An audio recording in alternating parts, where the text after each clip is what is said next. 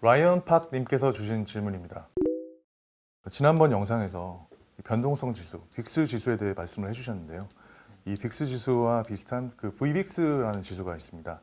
이 VVIX라고 표기를 하는데 이 변동성 지수의 변동성을 측정하는 지수라고 알려져 있는데 이 VVIX가 어떤 지표이며 이 빅스와 함께 어떻게 해석을 해야 될지 간단하게 설명을 해주시면 좋을 것 같습니다.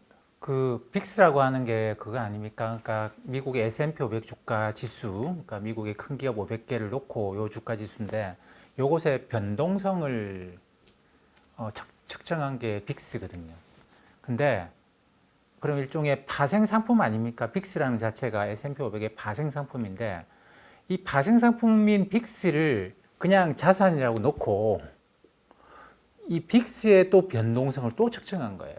이게 VBIX가 되는데 이거의 의미는 그렇다고 봐야 됩니다. 그러니까 통계학에서는 이걸 뭐 정률 이렇게 모멘트라고 이야기하는 게 있는데 뭐 2차 정률, 4차 정률 이런 식으로 되는 것 같아요. 그럼 또 수학에서는 미분 이런 게 있죠. 1차 미분 했는데 1차 미분한 데다 또 미분 들어간 2차 미분 이런 식의 개념입니다. 그러니까 이거는 좀 이해하기는 어려운 거예요. 왜 변동성에 또 변동성을 측정하나 그러는데 그렇게 생각하지 마시고 빅스라고 하는 건 하나의 자산으로 보고 내가 빅스에 투자를 한다. 빅스를 사기도 하고 팔기도 한다. 실제로 빅스를 사기도 하고 팔기도 해요. 왜냐하면 빅스의 선물과 옵션도 있거든요. 그러다 보니까 빅스를 내가 이게 변동성이 시장에 올라갈 수도 있고 떨어질 수도 있는데 내가 올라간다고 할 때 내가 빅스를 샀다가 실제로 미국의 빅스를 대상으로 한 ETF들도 몇 개 있습니다. 그래서 그렇게 한다고 한다면 이 빅스라는 기초 자산의 옵션 시장에서 형성되는 변동성을 또 측정할 수가 있겠죠. 이게 VBIX가 되는데 저는 사실 VBIX까지 뭐 들어갈 그럴 거는 아닌 것 같아요. 빅스 정도면 충분하실 것 같습니다. 다음은 SML님께서 주신 질문입니다. 이 프로그램 매매에 대해 질문을 주셨는데요.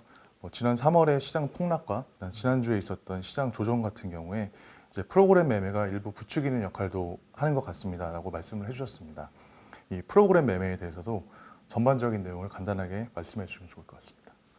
그 프로그램 매매가 좀 광범한 내용을 담고 있어서 어떨 때는 이렇게 쓰이고 어떨 때는 저렇게 쓰이기도 하는데 이렇게 보시죠. 프로그램 매매라고 하는 가장 기본적인 건 뭐냐면 우리가 주식 주문 낼 때는 한 종목씩 내잖아요. 종목 찍어서 이거 몇 주 얼마에 산다 판다 이렇게 내는데 프로그램 매매는 엑셀에다가 종목명 쭉 적고 가격 얼마에 산다. 그 다음에 몇 주씩 이렇게 해가지고 이 엑셀 파일 전체로 주문이 들어간다.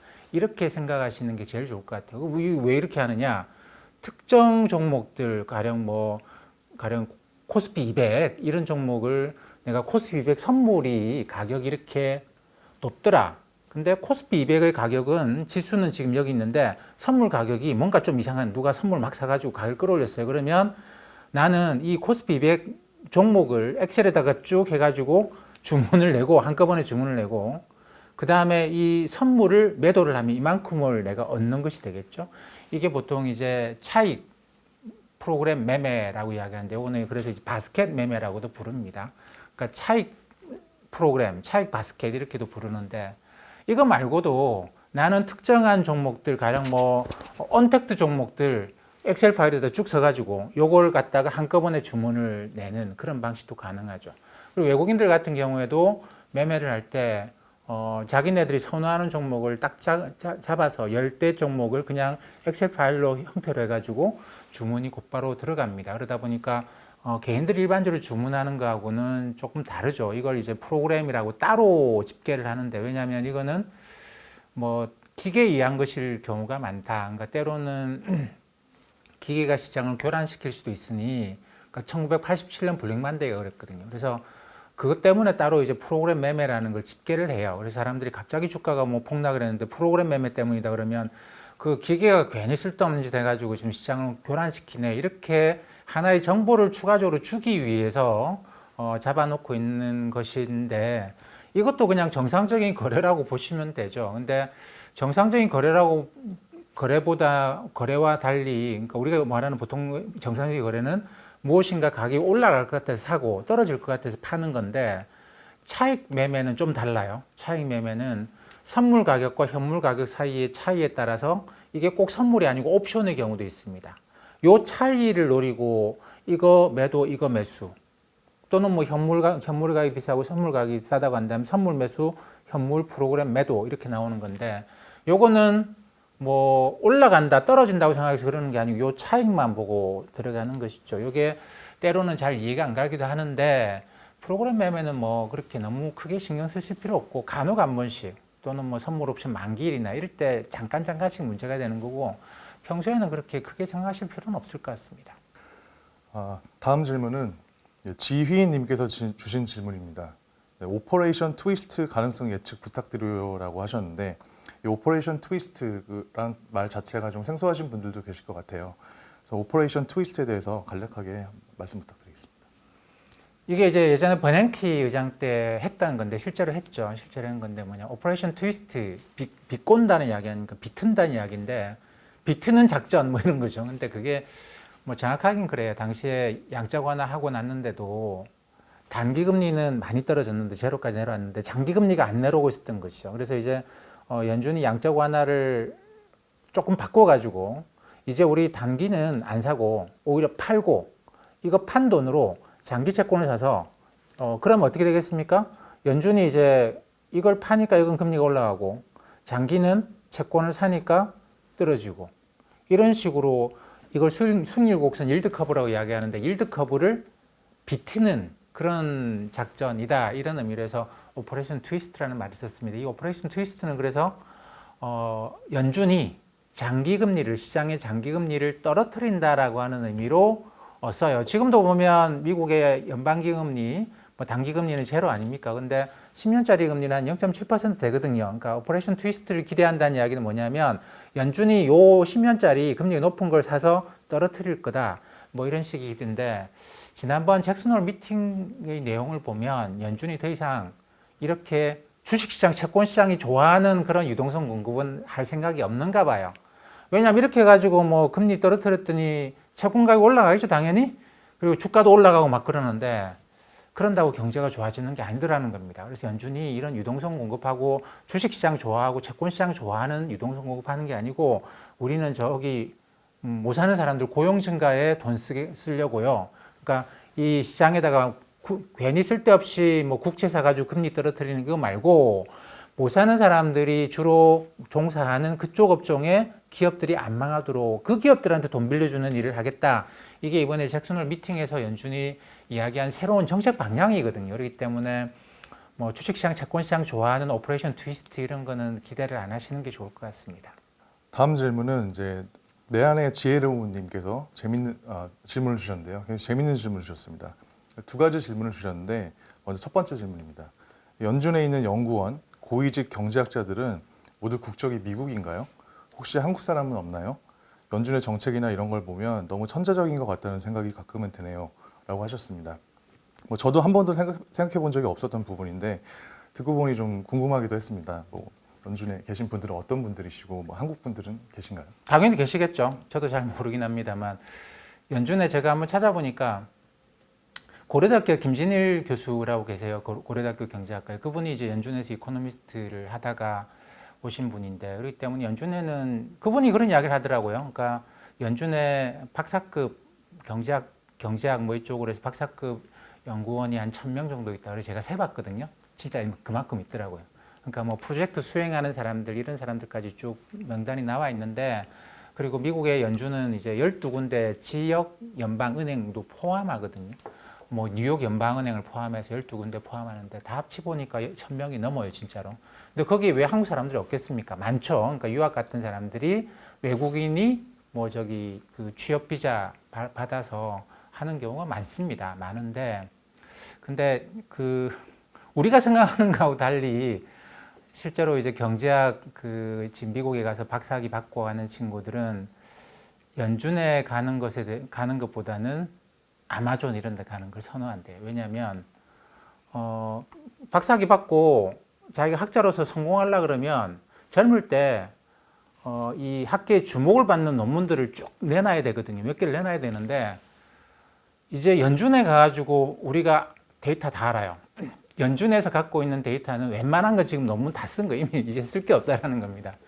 그래서 그 연준이 갖고 있는 대부분 데이터는 매크로 거시경제와 관련된 데이터인데 이쪽에 대해서는 이미 너무나 많은 논문이 나와서 아무리 논문을 잘 써도 학계의 주목을 받지 못한다는 겁니다. 근데 아마존 가면 새로운 소비자와 관련된 새로운 데이터를 얘만 갖고 있거든요. 그럼 거기 가서 이 새로운 지금까지 학술 논문이 아직 안 쓰여져 있는 그런 데이터를 갖고 새로운 논문을 써서 학계의 주목을 받고 크고 싶은 그런 박사들이 굉장히 많은 것이죠. 그러다 보니까 그런 연준이 그렇게 인기가 없어요. 인기가 없고 요즘은 이제 뭐 경제학 박사들도 가장 인기 있는 데가 뭐 구글이나 이런 또는 아마존이나 이런 소비자들 관련 데이터를 갖고 있는 빅 데이터를 갖고 있는 그런 곳이라고 이야기를 합니다. 네. 그렇다면 이제 두 번째 질문인데 자, 한국의 경제학자들은 세계에서 어느 정도 수준이고 다른 금융 선진국에 비해서 한국이 부족한 점은 어떤 부분이 있을까요? 글쎄요, 경제학자의 수준을 이야기하는 거는 저도 사실 경제학은 학사학위밖에 없어서 뭐 석사는 수료해가지고 학사학위밖에 없거든요. 그렇기 때문에 뭐 제가 경제학 박사들의 수준을 이야기할 수 있는 그런 건 아니고 모든 나라는 경제가 다 달라요. 다르다 보니까 어쨌든 경제학자는 뭐 이론적인 그런 능력도 있습니다만 지금 현재 경제 상태에서 어떤 처방을 내릴 것인가 이게 굉장히 중요할 건데 사실 미국의 경우에는 뭐 그런 표현도 씁니다. 뭐 천조국, 하늘이 도와준 나라다. 뭐 모든 걸 다 갖고 있어요. 그러다 보니까 생각을 해서 아이디어를 만들어내고 그걸 실제로 실행할 수 있는 그런 밑바탕들이 자원도 있고 뭐 많은 것들이 있는 것이죠. 근데 모든 나라 그런 건 아니고 거의 대부분 나라들은 그렇지 않습니다. 그렇기 때문에 우리가 이론적으로 또는 이제 뭐 아이디어 차원에서 내서 그걸 실제로 경제 정책으로 실행할 수 있는 경우가 뭐 미국을 제외하고는 그렇게 제한적이에요. 그래서 미국의 경제학자들이 수준이 아주 뛰어나서 쟤들은 저런 식으로 한다라기보다는 그 밑바탕에 깔려 있는 그 사회가 동원 가능한 자원 이런 걸로 볼 때 뭐 미국을 제외하고는 사실 쉽지 않습니다. 그리고 미국은 달러를 갖고 있잖아요. 근데 우리는 원화를 갖고 있거든요. 그렇기 때문에 뭐 모든 나라가 사실 쓸 수 있는 정책이라고 하는 틀에서 보면 미국을 제외하고는 굉장히 제한적입니다. 그러다 보니까 거의 대부분은 우리나라를 포함해서 유럽이나 일본도 마찬가지입니다만 미국이 어떤 정책을 쓰는 걸 보고 거기 맞춰서 가는 게 맞지 미국이 정책을 안 쓰는데 우리만 써가지고 효과를 내기는 극히 불가능하다.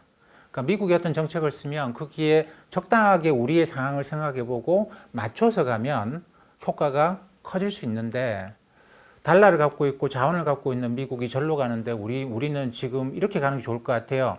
이렇게 해서는 정책 효과가 잘 안 나타나죠. 그러다 보니까 뭐 많은 분들이 좀 답답해 하실 수도 있습니다. 왜 우리는 미국 하는 거 보고 따라가냐, 맨날.